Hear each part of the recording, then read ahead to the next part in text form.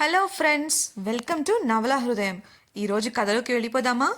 మీనాక్షి నుంచి వచ్చిన వివరాలు కూడా అసంపూర్ణం కావడంతో భానుమతి గతంలో ఏం జరిగిందో తెలుసుకోలేకపోతాడు వసంత్. ఆఫీసుకు వెళ్లిన అతడికి భానుమతి ఆరోగ్యం ఆందోళన కలిగిస్తుంటే అక్కడ ఉండలేక ఇంటికి వచ్చేస్తాడు. అతడి రాకతో ఉమా శిశిరను ఇంట్లో ఉండి అతడిని చూసుకోమని చెప్పి రేష్మ అలీలతో భానుమతి ఇంటికి వెళుతుంది. శిశిరతో మాట్లాడిన వసంత్కు భానుమతి ఆరోగ్యం మెరుగుపరచడానికి ఒక ఆలోచన తట్టి శిశిరను టీస్ చేయడం మొదలుపెట్టగా ఉడుక్కుంటుంది ఆమె. 2 రోజులుగా నిద్రలేని కారణంగా ఆమె ఒడిలో గాఢంగా నిద్రపోతాడు వసంత్. సాయంత్రం తన స్నేహితురాలు గీతతో కలిసి పూల బొకేల షాపులో పూలు చూస్తూ ఉంటుంది సౌమ్య. ఆమె సెలక్షన్ చాలా క్షుణ్ణంగా ఉండటం వల్ల గీత విసుగ్గా, ఎవరి కోసం సౌమ్య ఈ పూలు? గంట నుంచి ఇక్కడే కూర్చోబెట్టావు నన్ను అని అడిగింది.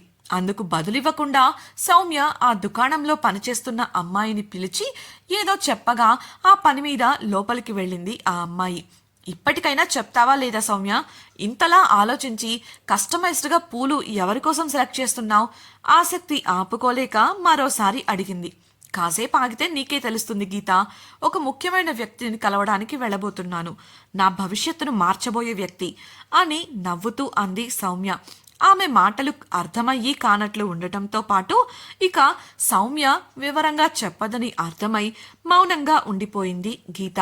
కొంతసేపటికి దుకాణంలో పనిచేసే అమ్మాయి సౌమ్య అడిగిన బొకే సిద్ధం చేసి అందించగా బిల్లు కట్టి అక్కడి నుండి బయలుదేరారు వారు.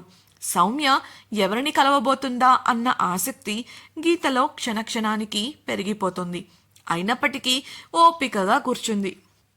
కొంతసేపటికి వారు అనుకున్న గమ్యానికి చేరుకోగా భానుమతి ఇంటిని చూసి, ఇక్కడికెందుకు సౌమ్య? ఇక్కడ నువ్వు కలవడానికి అంత స్పెషల్గా ఎవరున్నారు? కారు కాంపౌండ్ లోపలికి వెళుతుండగా ప్రశ్నించింది గీత.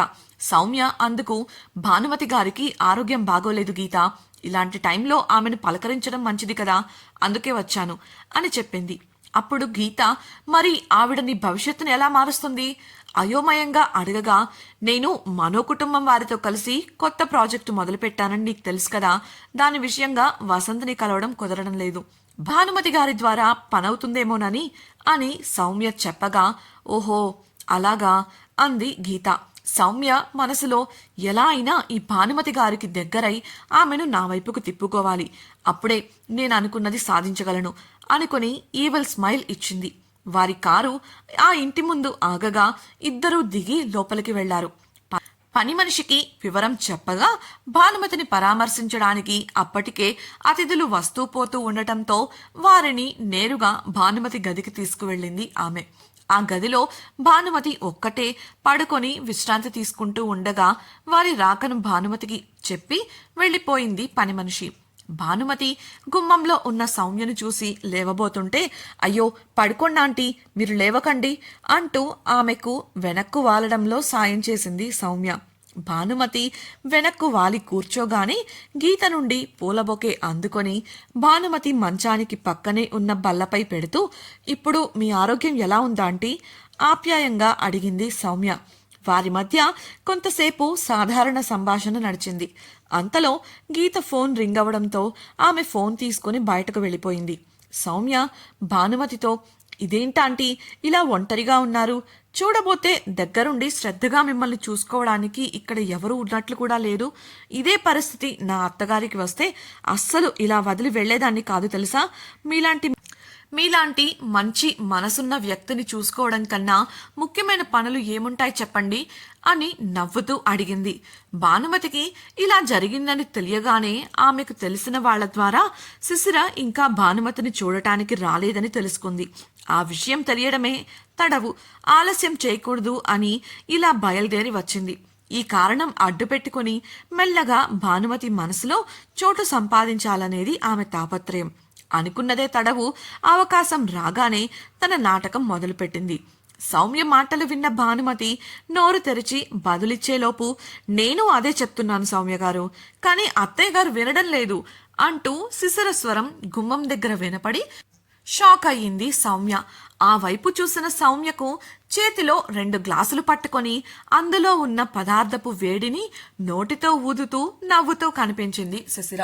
శిశిర అక్కడ ఉండదు అని నమ్మకంగా ఉన్న సౌమ్య అక్కడున్న శిశిరను చూసి నమ్మలేకపోయింది. అంతలో శిశిర భానుమతి దగ్గరకు వెళ్లి ఆమె పక్కనే కూర్చుంటూ, జావా కొంచెం వేడిగా ఉందత్తయ్య, కానీ కాఫీ టీ అంత వేడి కాదులేండి, నేను పడతాను, మీరు తాగండి అంటూ భానుమతి నోటికి అందించింది. భానుమతి తాగేశాక గ్లాసు పక్కన పెడుతూ, మీరైనా చెప్పండి సౌమ్య గారు, నేను ఇక్కడే ఉండి చూసుకుంటాను అంటే అత్తయ్య ఒప్పుకోవడం లేదు, ఇక్కడ ఇంతమంది ఉన్నారు కదా చాలులే అంటున్నారు అంటూ భానుమతి మంచంపైనే ఆమె కాళ్ల వద్ద కూర్చుంటూ చెప్పింది. షాక్లో ఉన్న సౌమ్యకు ఏమని బదులివ్వాలో అర్థం కాక నవ్వుతూ వారిద్దరిని చూస్తూ కూర్చుంది. పైకి నవ్వుతుంది కానీ మనసులో శిశిర గురించి తప్పుడు సమాచారం ఇచ్చిన వాళ్లపై ఆమెకు విపరీతమైన కోపం వచ్చింది. కానీ బయట పడలేక వారితో కూర్చొని కాసేపు మాట్లాడి గీత రావడంతో భానుమతికి వెళ్ళొస్తామని చెప్పి బయటకు వెళ్ళిపోయింది. సౌమ్య ముఖంలో మారిపోయిన భావాలను గమనించిన గీతకు అక్కడ ఏం జరిగిందో తెలియక సౌమ్యను అనుసరిస్తూ ఉంది. వారు తమ కారు కోసం ఎదురు చూస్తున్న సమయంలో అక్కడి గార్డెన్లో నిలబడి వసంత్ ఎవరితోనో మాట్లాడటం కనిపించి, ఇప్పుడే వస్తాను గీత అంటూ వసంత్ దగ్గరకు వెళ్ళింది సౌమ్య. హాయ్ వసంత్, చాలా రోజులైంది మనం కలిసి, ఎలా ఉన్నావు అని అడిగింది సౌమ్య నవ్వుతూ. వసంత్ మొహమాటంగా ఆమెకు బదులివ్వగా, భానుమతి ఆంటీకి బాలేదని తెలిసొచ్చాను, ఆంటీ కండిషన్ ఏంటి, అతనితో మాటలు కలపాలని భానుమతిని అడ్డు పెట్టుకుని అడిగింది సౌమ్య. అందుకు వసంత్, షీ స్టేబుల్ నౌ, త్వరలోనే పూర్తిగా కోలుకుంటారు చెప్పి తన ముందున్న వ్యక్తితో మాట్లాడాలని చూశాడు. ఓ, అది చాలా మంచి విషయం అని సౌమ్య అనగా ఆమె వంక ఓసారి చూసి మళ్ళీ తన పనిలో పడ్డాడు వసంత్. అయినా సౌమ్య వెళ్లకుండా అక్కడే నిలబడటంతో ఏంటన్నట్లు చూశాడు అతడు. సౌమ్య, అది నిన్ను కలవాలని నేను మనో కుటుంబం వాళ్ళు చాలా ట్రై చేశాం, ఒక కొత్త ప్రాజెక్ట్ గురించి, అందులో మాకు నీ సహకారం ఉంటే బాగుంటుందని అనిపించింది, ఒకసారి మనం ఆ విషయంగా ఎందుకు కలవకూడదు అని ఉత్సాహంగా అంది. ఒక నిమిషం ఆలోచించిన వసంత్ అప్పటికే కిషోర్ ద్వారా విషయం తెలియడంతో, సరే రేపు మధ్యాహ్నం కలుద్దాం అని అన్నాడు. అందుకు మనసులో చిందులు వేస్తూ, అయితే 1 గంటకు నోవోటల్కు వచ్చేయండి, అంకుల్ వాళ్ళతో నేను మాట్లాడతాను, ఎంచక్కా లంచ్ చేస్తూ మాట్లాడుకోవచ్చు అంది సౌమ్య. అది నచ్చని వసంత్, రేపు మధ్యాహ్నం 3 గంటలకు ఆఫీస్కి రండి, అంతకన్నా ముందు నాకు వేరే పనులున్నాయి అని చెప్పడంతో ఆమె ముఖం వాడిపోయింది. ఆమె అతన్ని కన్విన్స్ చేయాలని ప్రయత్నించేలోపే కార్ రావడంతో గీత పిలిచేసరికి ఇక మాట్లాడకుండా వెళ్ళిపోయింది. అతడు లంచ్ కొప్పుకుంటే అతడితో సాధ్యమైనంత ఎక్కువ సమయాన్ని గడపవచ్చు అనుకుంది. కానీ వసంత్ ఇలా మాట్లాడటంతో ఆమె ఆశలు అడి ఆశలు అయ్యాయి. ఏదైనా సాధారణ ప్రాజెక్ట్ అయి ఉంటే వసంత్ కూడా వద్దని చెప్పేసేవాడే, కానీ ఇది ఒక ప్రతిష్టాత్మకమైన ప్రాజెక్ట్ కావడంతో దానివల్ల భవిష్యత్తులో కంపెనీకి వచ్చే లాభాలను దృష్టిలో పెట్టుకొని అతడు ఇందుకు అంగీకరించాల్సి వచ్చింది. భానుమతి గదిలో శిశిర ఆమెతో మాట్లాడుతూ ఉండగా ఆ ఇద్దరికి కిటికీ నుండి గొడవ వినపడింది. ఎవరా అని చూస్తే ఎవరో అక్కడ ఉన్నట్లు తెలుస్తోంది, కానీ అది ఎవరనేది అర్థం కాలేదు. నేను చూస్తానత్తయ్య అంటూ కిటికీ దగ్గరకు నడిచిన శిశిరకు ఉమా రెక్క వెనక్కు విరిచి పట్టుకుని కనిపించాడు కిషోర్.